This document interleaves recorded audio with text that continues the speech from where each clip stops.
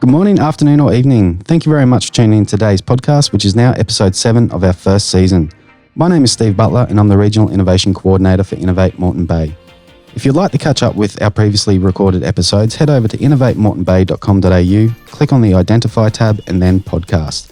From there, you'll be able to access all of our previously recorded episodes, in which most recently we've had a chat with Megan Avard from SurePack about her startup journey and Michael Holstrom from STEMpunks. While you're at our website, why not check out all the other things we have to offer to identify, inspire and engage within the Moreton Bay innovation ecosystem. Joining us today is Gary Wise from SBIM, who is also a proud program partner of Innovate Moreton Bay.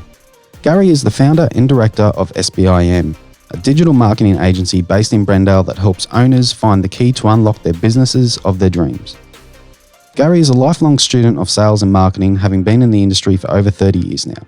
In that time, he has held sales, marketing, management and business ownership roles in a range of industries including music, education, hospitality, consulting and professional services.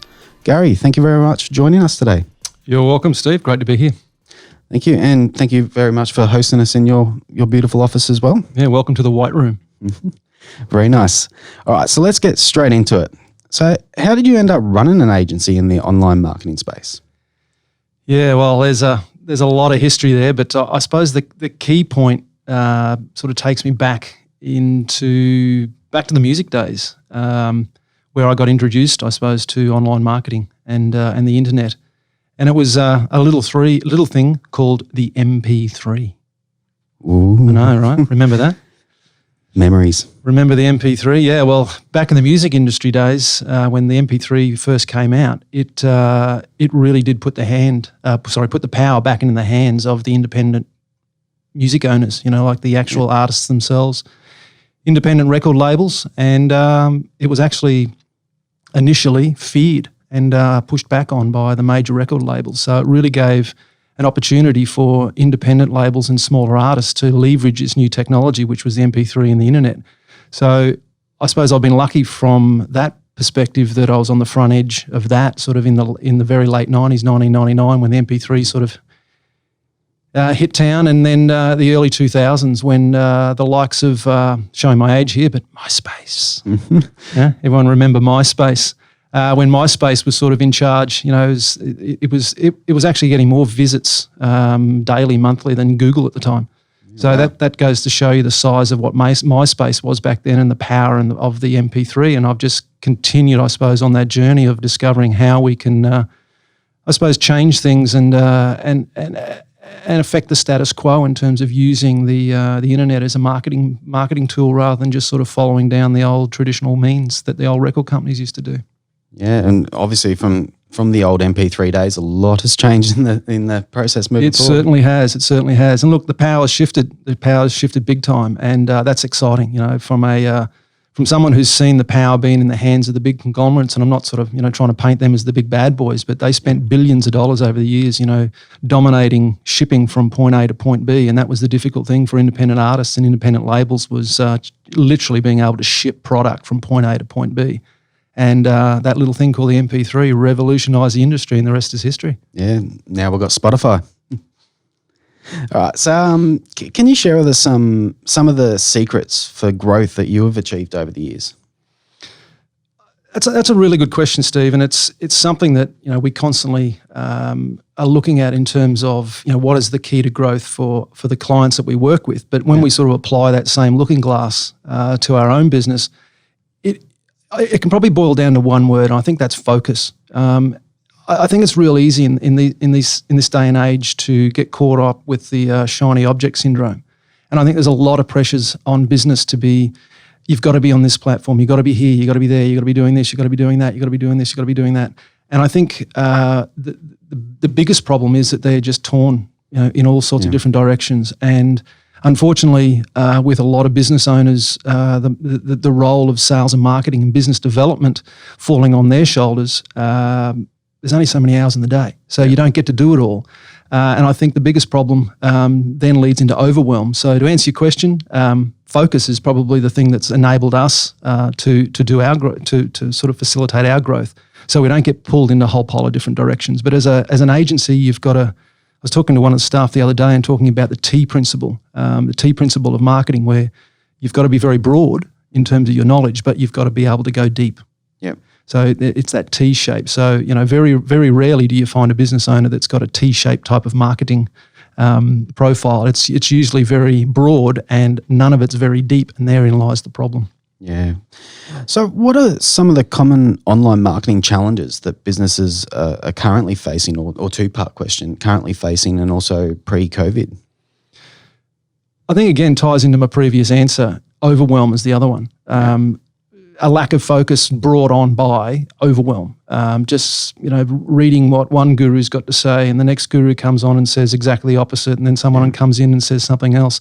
And I'm not necessarily saying that what they're listening to is incorrect. There's some fantastic information out there. There's definitely a process and a series of activities that you go through to ensure that your marketing will get the traction that it needs, and your business can get the traction that it needs in the marketplace.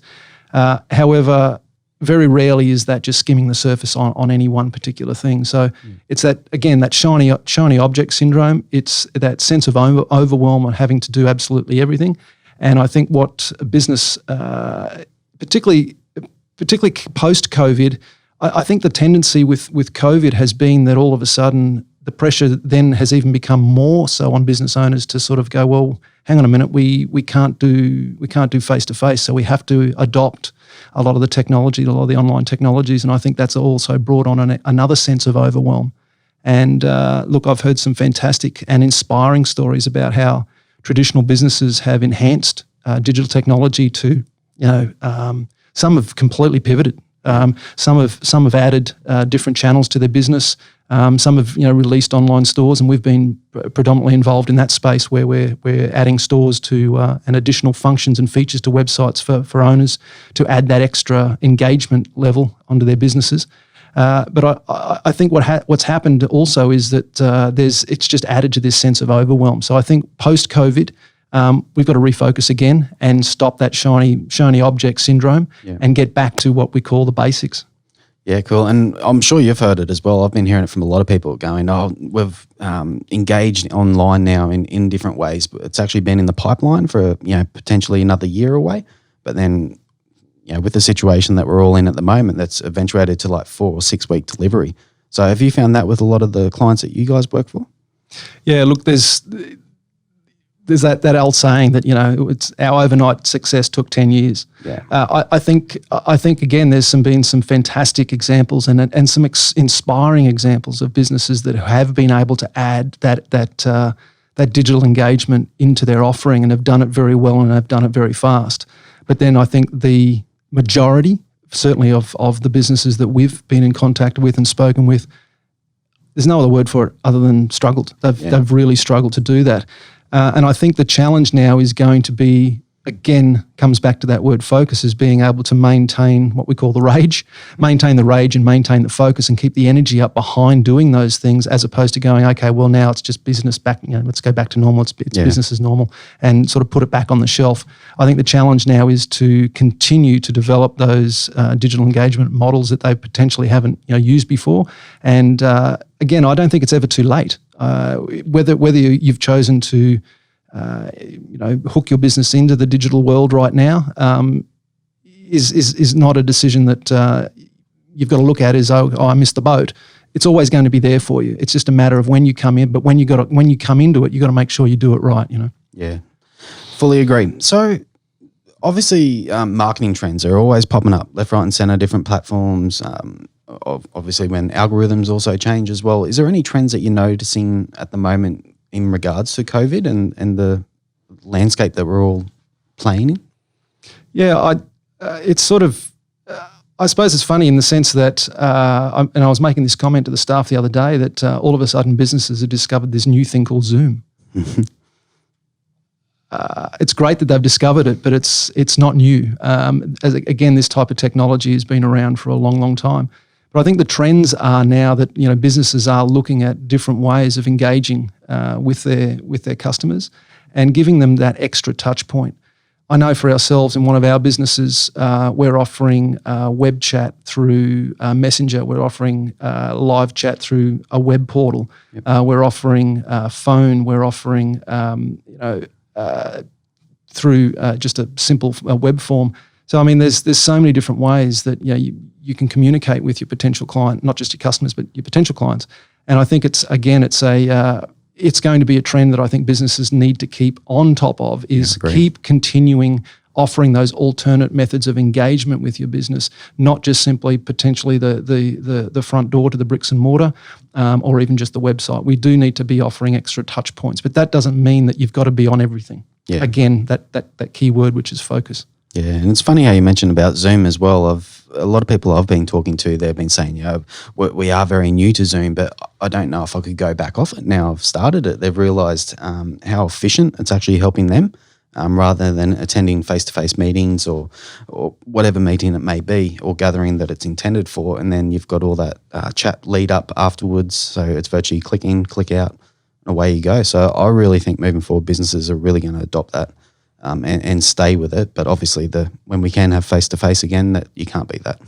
Oh, I think businesses are going to, certain businesses, particularly those that some of the potentially the larger or smaller, try again, Gary, the larger, smaller businesses moving into medium and larger size businesses. I think there's an enormous amount of cost savings there to be done too when they look at their engagement models, particularly with their staff. Do we need to fly these staff members halfway across the country to go and do a meeting? Yep. Can we just do it? And I think now that it's proven and it's now become, I suppose, woven into our daily business operations, I think it's now going to become the norm, and I think it's actually going to stay the norm myself. I don't think we're going to go back. A lot of businesses probably aren't going to go back to those days. And I think that's also the other challenge facing businesses is don't be too quick to fall back into old ways. Mm-hmm. Spot on. All right, so for startups, for example, if they're in early stages of development, what would your online marketing advice be for these startups? I think the challenge with any business, not just startups, is the multiple hats syndrome. And I think the challenge with startups is always wanting to do it all themselves. Yeah. And look, I get it. Been there, done that many, many times. And it is a trap, I think. And I think the key thing is to identify what you're good at and identify what you can leverage within the team you have, but be quick to outsource and get the help on the areas that you're not. I had a conversation, an ongoing conversation again with the staff here the other day about marketing in general. And, as a student, as I say, an ongoing lifelong student of sales and marketing, I look at the universities. You've got to go to university for 4 years to go and get yourself a marketing degree. But business owners that have come directly off the tools all of a sudden seem to expect that it's marketing, it's easy, I can do it. But it requires 4 years of study to get a marketing degree. But business owners seem to think they can take that on. And I'm by no means saying that they can't. Yeah. And I encourage any business owner to obviously step in there and give it a go. But I think there's a huge amount of pressure put on themselves, again by startups, to try and take that on as well, whilst trying to deal with all the other things that they're trying to do with going through the various stages of the startup. Because that I think is the biggest trap, is getting sucked down that wearing many hats role. So be quick to identify what you're good at and be quicker at identifying what you're not and outsource and get the help. Yeah, no, I fully agree. That's one thing that the Founder Fest, which you're also a part of last year that we delivered, was really, I suppose, identifying that for the participants of what kind of founder are you, know what you're good at, be world-class at it, and then surround yourself with a team of people that are good at everything else that you're not. And that's all too often that, there's many startups that unfortunately push themselves to the break, or because they're trying to do everything themselves rather than collaborate with others and outsource. I think it goes back to a comment I made before about that being a T marketer. I think that applies to being a T business owner. I think typically you've got to be very broad in your knowledge. You've got to cover a whole pile of areas. You've got to cover sales and marketing. You've got to cover HR. You've got to cover operations. You've got to cover, you've got to be the CEO. You've got to be the finance director. You've got to be everything. You've got to wear so many hats. But rarely does a business owner have depth in every single one of those areas. You've typically got depth in one area, and that becomes your business T. But then when you break it down into each one of those individual areas, they've all got their own T's as well. So when you look at marketing, as I referred to before, you've got the marketing T. You've got to be able to find depth in what you do And if you don't have depth in what you do, you may have knowledge in it, but you've got to have depth of that knowledge. And because that depth of knowledge enables you to execute, and that's the other key one. And get the results. It's one thing to know about it. Execution's a whole new world. Spot on. All right, so I know we've briefly touched base. So obviously everything's changed very rapidly with the COVID situation that we're all in. Can you share with us what has been happening in the online marketing space during this time? So has there been individual platforms that have stood up above the rest, or people are more engaging in, or what's your thoughts on that? One of the big things we noticed was that a large percentage of our client base kept their marketing up, and that was, if they reached out to us, that was our advice for obviously businesses that weren't immediately affected. And I've got to preface this by saying we don't typically work in the industries that got, let's say clobbered, as in the hospitality, tourism areas. We don't have clients in that space, or not a lot of clients in that space. We typically work more in that online e-commerce space, and also professional services, which were most of the businesses we deemed with were probably, you probably call 90% of our client base were deemed essential services. So even though they were tempted, our advice was to maintain the marketing, even though they may have pulled back on the spend, maintain the marketing, maintain the momentum. Because what our theory behind that was that it wasn't that the business disappeared, it's just that it went home. Yeah. So you were still able to reach those people at home, even though they might not necessarily have been sitting in their offices if you were a B2B, or even if you were a B2C. The consumer was still there. So we felt that it was important for the businesses to continue put their message out. And what we noticed as a big trend during COVID was your big retailers, such as your Myers, your David Joneses, your big car companies. I could list many, many industries. Just keeps going. That actually cut their spend. And what that did, in fact, was drop the price of advertising on your major platforms such as Google and Facebook. So we saw in some industries a minimum of about a 25% drop on what we call CPM, cost per thousand, so cost per thousand impressions, up to sometimes over 50% in drops. So what we were able to do for many customers that were advertising on those platforms, again, predominantly Facebook, Google, Instagram, was to be able to cut their spend back but still maintain the volume of reach that they were getting through the impressions.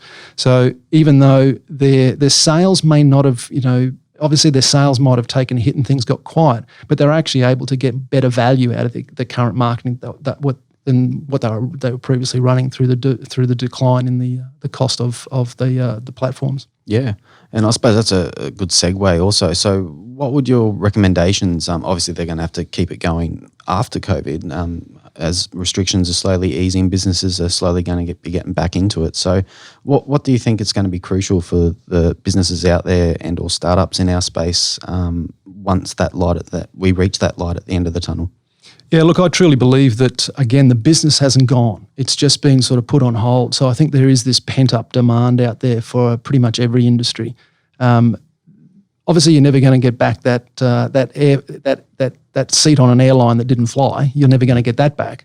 But I think in general day-to-day operation, the general economy, I think we're going to find that there is a pent-up demand. So I think that people are going to come out and take advantage of the lifting of the restrictions, and they're going to go back to being normal consumers, I think.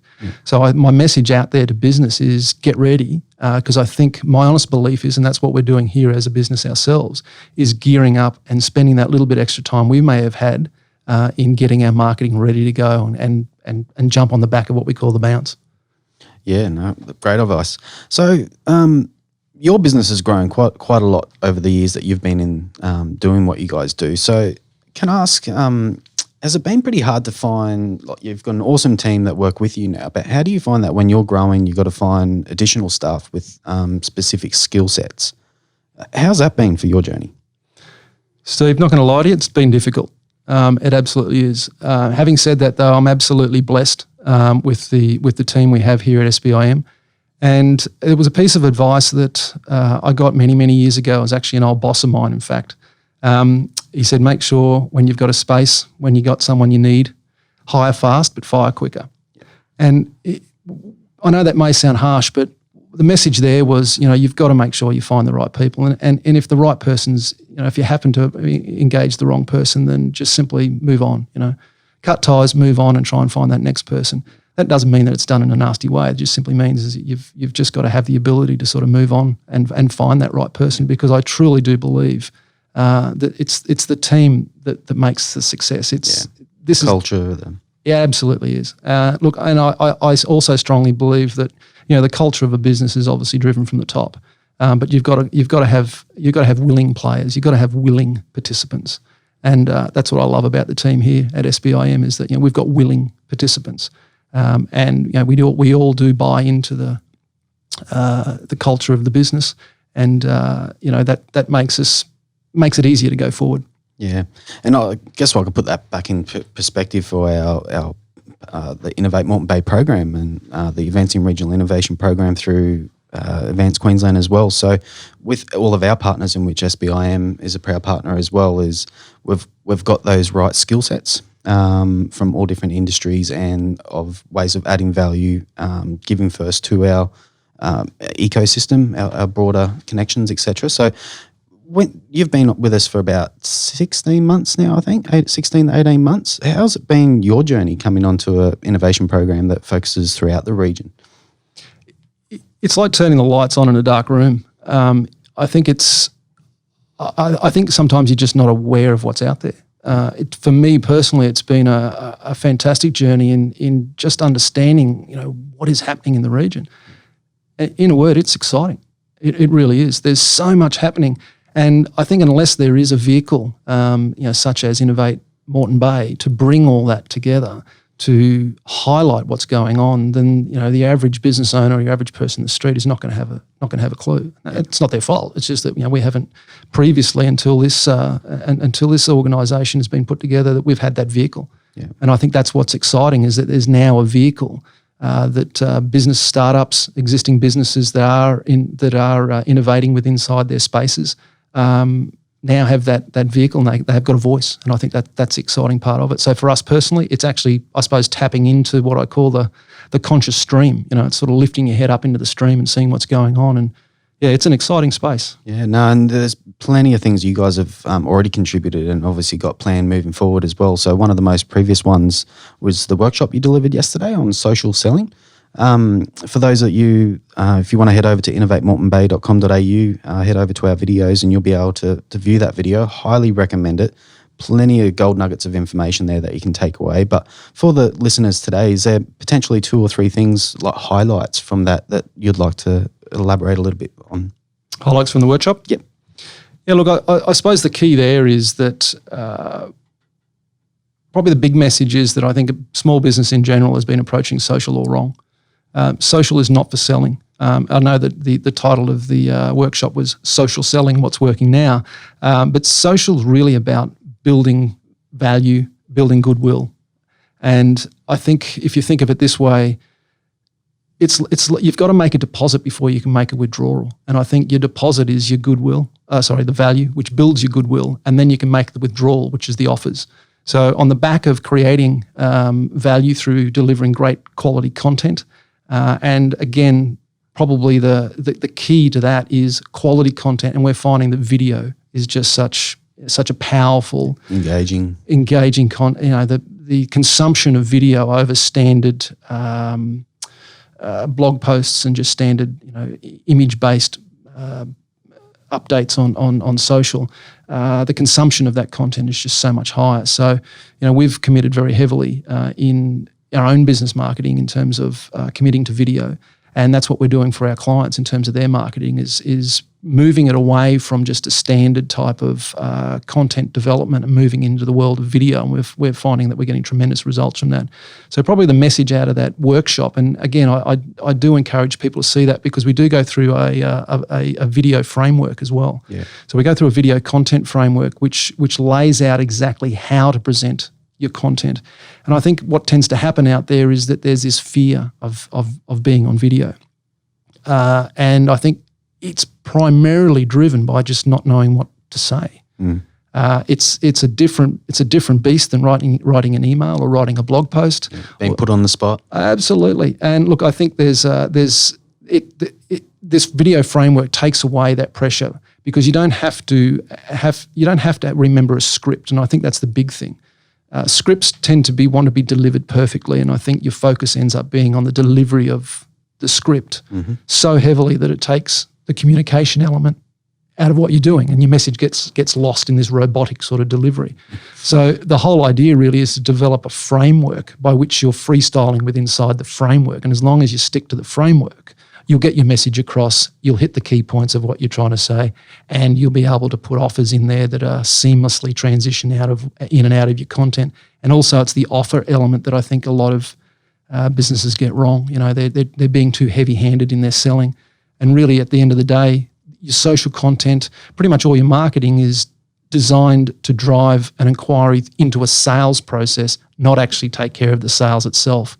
So we've got to look at it at two completely different ends of the spectrum. You've got to look at your marketing as simply being the awareness tool to drive an inquiry into a sales process. And that'll probably be one of the next workshops that we do is actually looking at sales process. So you've got a full view of how to bring a customer in, get their attention, create that desire and interest for your product, and then move them through a call to action, then into your sales process, because that's a whole different game. Very wise words from Gary Wise as well. Chugga chugga boom. Now, mate, on a personal note, how have you been through the last couple of months that the COVID's put on us all? Homeschooling or juggling different stuff. Obviously, with you got your office that's pretty spaced out anyway, so social distancing isn't too much of an issue. But yeah, how are you going? Yeah, look, the good old Corona threw a definite spanner in the works. I won't lie to you there. Look, as a business, we're fairly robust in the sense that our customer base, as I was saying before, this is just good luck. It's not good management, by the way. We just happen to find ourselves in those industries that haven't been highly affected. And those businesses that we have had that are highly affected, obviously, they've reached out to us and we've managed to help them through as best as we possibly can. But I think the key thing for us is that, and I'm going to say this because I honestly look at it this way, it's been a bit of a blessing for our business, because it's given us a little bit of time to actually sort of take a deep breath and just sort of just relax for a minute, because 11 and a half months of the year, and that other half a month is just holidays. We're flat out, and we don't get a lot of time to look at our own positioning, look at our own marketing. So we've taken this little bit of downtime that we have, and mind you, it's only a little bit of downtime, to just reassess what we're doing as a business. So as I was alluding to before, get our own shop in order. So when the bounce occurs, when the economy sort of starts to come out of this slumber, that we're in a good position to be able to help as many businesses as we possibly can come out of this, because I think in our space, there's going to be a huge demand for the services that we offer, which is basically getting businesses back on their feet and get them back advertising and getting the cash registers ringing again. I think there's going to be a huge demand for that. But I suppose the biggest thing we've done is just simply, again, just taking a bit of a break, a deep breath, and realigned what we've done. Yeah, look, there's been the challenges of the wife dealing with the homeschooling. That's probably one of the main motivating reasons why I've kept the office open. But yeah, look, as you can see, we've got plenty of space here. So, the social distancing hasn't been a problem. And again, I have to have a shout out to the staff, who've been absolutely fantastic. We have had a combination of staff working from home, combination of staff working here as well. We still have some staff at home, but at the end of the day, again, working remotely and doing what we do in our industry, none of that is really new. I mean, this whole online marketing, sort of digital marketing services or digital services that we offer, online and doing that remotely is not new. So we've been able to manage that fairly well. But yeah, taking a break, taking a bit of a deep breath, and not wasting the time and not sitting there cursing the world, just embracing what's going on and just, I suppose, making lemonade out of lemons. Yeah, every negative, there's always two positives, I like to say. That's it. Mate, so on a personal note, you're an avid cyclist. Has there been much impact in relation to those? Obviously, the events that you'd participate in. How's that space going? Yeah, well, in a word, the whole entire cycling season's been completely poleaxed. Look, it's been one of the being a sport, just because it's not a contact sport. But if you've ever been in the string of cyclists and the amount of spray that comes off helmets and whatnot, yeah, look, it's and rightly so. Look, everything's been put on hold. I think there is word of Cycling Queensland and Cycling Australia lifting restrictions in stage 2, so we can sort of go back to some competitive cycling. Yep. Me personally, I've honestly taken it as a bit of a break. I look back and I sort of go, this is my 6th season. The start of my 7th competitive season. And again, I've taken it as an opportunity to sort of refresh. I was waking up instead of at 4:30, 5 o'clock to get on the bike and go and do an hour and a half, 2 hours worth of training. I've been sleeping in and sort of doing a bit of pro hours, Catching up. Yeah, I suppose again, same as we've done with the business, sort of taking just a bit of a deep breath and just reconfigured ourselves, have a bit of a reset. Reboot. So I'm actually, I must admit, I probably put a few kilos on over that period. But I think it's going to make me appreciate it more. I think it's even same thing with the cycling. I think when we get back to it, we're going to appreciate it more. Yeah. And the same thing with business. When those doors finally do fully get flung open and I think we're all back in full swing, I think you're just going to appreciate, particularly for us, we're going to appreciate our customers so much more. We're going to appreciate the business we have. We're going to appreciate the relationships we've developed a lot more. I think we're just going to be, hopefully, a lot more appreciative of what we got. So that goes from both a personal point of view and also a business point of view. Yeah, no, spot on. I'm 100% sure that all of our viewers will fully understand that and probably doing it themselves. A lot of people have been taking this opportunity to reboot and I suppose just reflect on what's been going and appreciate the small things that we took for granted. Mate, before we wrap up, is there any final words you'd like to share with us? I know you've given us a few gold nuggets already, but is there anything else or advice that you'd like to share for those trying to keep up in the forever changing market space? Yeah, look, I know I'm going to sound like a bit of a broken record here, but again, I think there's got to be a sense of focus, and it is. I think the shiny ball syndrome is really hurting a lot of business owners out there because they're feeling this pressure of having to do so much. I think the key really is going back to basics and doing the basics really, really well. There's a thing, and this is a whole new workshop, but I'll touch on it now. But there's a thing we call the golden triangle. And there's effectively, 3 key areas that we make sure that every business has got covered in terms of their online marketing. And it's very rare that we find a business that's actually got all 3 of those key areas covered. Once you've got those 3 basics covered, you can then build on top of that. But without the basics, it's like trying to build a house on very rocky foundations. Something's going to go pear-shaped eventually. You can only go so high, so wide, so deep without having solid foundations. And I think that's the key issue is staying focused, avoiding overwhelm, and just getting some basics correct. Perfect. So if anyone wants to get in contact with either yourself or SBIM for the range of services that you guys can do and also a lot of the information that you're willingly sharing to our community through our workshops, etc., how would they go about it? Yeah, look, we're out there on your traditional channels. Hit us up on the website at sbim.com.au. You can hit us up on Facebook at SBI Marketing, and also on Instagram at SBIM_com_au. Love it. Gary, thank you again. I know you're a very busy man, so your time doesn't go unrecognised, and thank you for everything you do for the business community and also our region. It's awesome to have you on board as a very proud partner of Innovate Moreton Bay. You've always contributed above and beyond. Really looking forward to what we can achieve over the next 12 months and beyond. You're welcome. Thanks very much. Cool.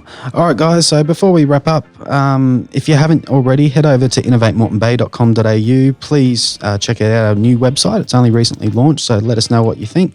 You can follow us on Facebook, as always, at Innovate Moreton Bay. On the 3rd Wednesday of every month, we hold the Innovate Moreton Bay social catch-up. So obviously we're doing that via Zoom at the moment, as we can't do that face-to-face. Another really good platform to stay relevant with all the different resources and links in regards to COVID and what's going on in the region is businessmoretonbayregion.com.au. Other than that, guys, if you'd like to get in contact with me, my email is steve.butler@mbrit.com.au. Thank you for tuning in. I look forward to having a chat with our guests next week. And until then, you've heard it first.